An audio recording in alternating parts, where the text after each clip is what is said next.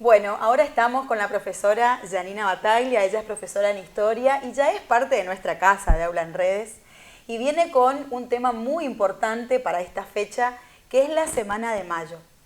La verdad que todos los años siempre escuchamos, hablamos y conmemoramos los actos y las diferentes instancias que tiene Mayo, pero cada vez que escuchamos, que hablamos o que leemos, aprendemos algo más de esta época tan importante en nuestra historia. Bienvenida, Janina. Muchas gracias, buen día. Bueno, Un muchas gusto gracias estar de nuevo con ustedes. Por estar de nuevo con nosotros. Ya sos de la casa, sos una más de Aula en Redes, Jani. Sí, así es, contenta de haber vuelto. Bueno, Jani, en este momento lo que queremos es un poco contarle a la audiencia estos días previos, que si bien no son muy hablados y muy siempre transmitidos en los contenidos o en los actos, pero son prácticamente los que marcaron esta fecha tan importante del 25 de mayo. Pero estos días previos, esta semana de mayo que nosotros le decimos, es muy importante poder contarle a todos qué fue lo que pasó esos días. Bien, bueno, antes que nada, me parece importante esto que señalás, Gise, ¿no? La previa al 25 de mayo, siempre decimos la revolución como que fuera un solo día. No, la revolución es un proceso que se gestó mucho tiempo antes, haciendo un poquito memoria y destacando esto que vos decías, los días previos. Bueno, pocos días antes del 18 de mayo se recuerda que llega una fragata a Buenos Aires trayendo noticias desde España y esas noticias daban cuenta de la caída de la Junta Central de Sevilla y bueno, esto por supuesto generó habladurías, comentarios, ya empezaban los rumores y bueno, de alguna manera Cisneros aprovechó, digamos, rápido, ¿no? Frente a las noticias, el poder, el mismo día 18, hacer una especie de proclama en donde él decía que, bueno, ante la ausencia de un poder supremo, quien iba a hacerse cargo iba a ser él, digamos, del gobierno, y por supuesto los políticos de renombre de la época. Pero bueno, había un grupo, digamos, de jóvenes revolucionarios que ya venían hablando en cafés, en bares, que eran los lugares de encuentro donde se hablaba de política y otros temas, que, bueno, por supuesto, empezaron a cuestionar la legitimidad de este virrey que había sido nombrado por una junta que desapareció. Por lo tanto, cualquiera podía haber cuestionado, digamos, la legitimidad de este virrey. Y empezaban, ¿no es cierto?, a cuestionar no solo su puesto, sino también empezaban a hablar de la posibilidad de convocar a un cabildo abierto. Entonces, esa misma noche del 18 se les encomienda, se juntan en la casa de Rodríguez Peña, ¿no? Y se les encomienda a Juan José Castelli y a Martín Rodríguez que en algún momento se pudieran entrevistar con Cisneros y pudieran solicitarle la convocatoria a un cabildo abierto. Acá una pequeña aclaración, ¿no? Pensemos en que el rey Fernando VII había sido tomado prisionero por Napoleón Bonaparte. Esas son las noticias que empiezan a generar las habladurías. Se sabe que la soberanía, que es del pueblo, había sido depositada en el rey para que él nos gobernara, pero tomado prisionero él, la soberanía debe retrovertir al pueblo, digamos. Entonces, esto es lo que empieza a hablarse. La noche del 19, inclusive, durante todo el día 19 y la noche del 19, prácticamente sin dormir, siguen buscando, ¿no?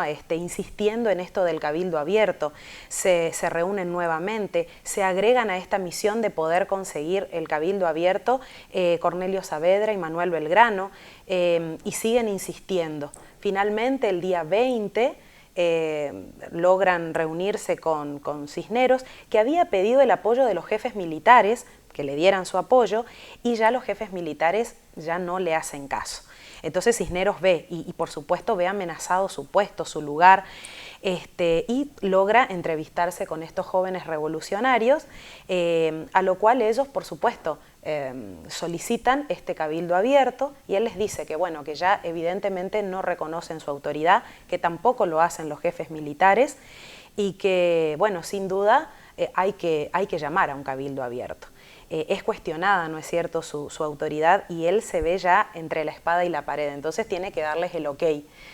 para poder convocar a ese cabildo abierto. De todas maneras, se sigue charlando, ¿no? Esa noche del 20 siguen viendo qué es lo que van a tratar en ese cabildo abierto. Y un poco la convocatoria que después sabemos va a ser extendida a los ciudadanos más próximos al cabildo, ¿no es cierto? Así es que, bueno, esto es como la previa, la antesala de lo que después nosotros pasa como un ícono a la historia, ¿no? La formación del primer gobierno patrio, esa primera junta que inclusive solamente tiene a los representantes por Buenos Aires. Todavía no están allí los representantes del resto de las provincias, así es que esto también es importante señalar.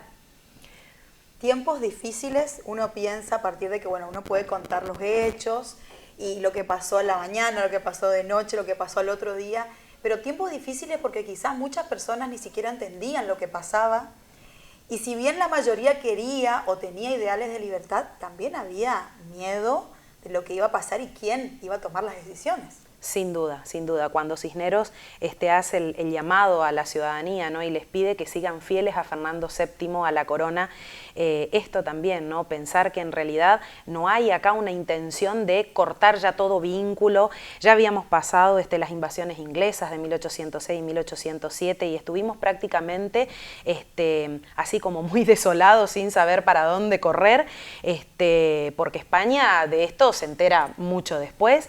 Y sin embargo, aún así, Cisneros seguía pidiendo, ¿no? Fidelidad al rey Fernando VII, seguir fieles a la corona, y pensemos que también, bueno, para independencia todavía falta mucho, digamos, ¿sí? Vamos a tener primer y segundo triunvirato, asamblea del año 13, va a llegar mucho tiempo después la independencia. O sea, el 25 de mayo básicamente es solo esto, ¿no? La formación de la primera junta de nuestro primer gobierno patrio, pero gracias a la lucha de todos estos jóvenes revolucionarios que se venían juntando ya en la previa, ¿no? Y hablando de política, pero que lo hacían de manera secreta. Inclusive este es el tiempo en el que surgen las logias, las masonerías. ¿Por qué? Porque los encuentros eran secretos. No se podía hablar así tan abiertamente de estas ideas revolucionarias. Así es que, bueno, esto es fundamental que lo recordemos. Y sobre todo una situación que se venía cargando de crisis. No era que tampoco la cuestión social, económica, era como, bueno, era la óptima. La óptima. Exactamente. Ya después de la aplicación de las reformas borbónicas, se resintió mucho el tema de, digamos, de la metrópoli, ¿no? Con sus colonias, del poderío, ¿no? Que mostraba esa concentración del poder absoluto en la figura del rey, y un poco desconociendo la situación, las necesidades de las colonias, hizo resentir mucho la figura del monarca. Así es que, bueno, un poco el replanteo, ¿no? de esta figura que va a ser muy cuestionada y que llega en un momento, como bien señalabas, de crisis para el Virreinato del Río de la Plata. Bueno, Janina, agradecerte como siempre por pasar por Habla en Redes, instruirnos. Les deseo a todos que tengan una profe como Janina, que cuando relata los hechos realmente uno siente que está entendiendo, que no es una cuestión de fechas y de nombres como algunos piensan, sino que con palabras cotidianas uno puede entender realmente la historia, cómo sucedió. Bueno, gracias a ustedes por invitarme nuevamente. Somos el primer canal de noticias desde el interior del país. Transmite desde el histórico Chalet Rapaccioli, Resistencia, Chaco, Norte Grande Federal. Somos periodismo con historia.